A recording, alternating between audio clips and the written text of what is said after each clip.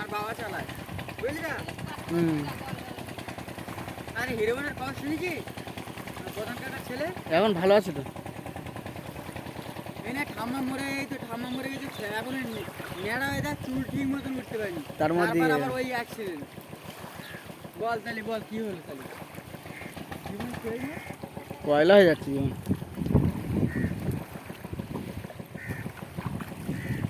এ কানে গেছে, আমার আওয়াজ গেছে, আমার আওয়াজ তুই শুনতে পাইছ? ওরে শোকো, দেখছিস তো? কোনটা আছে?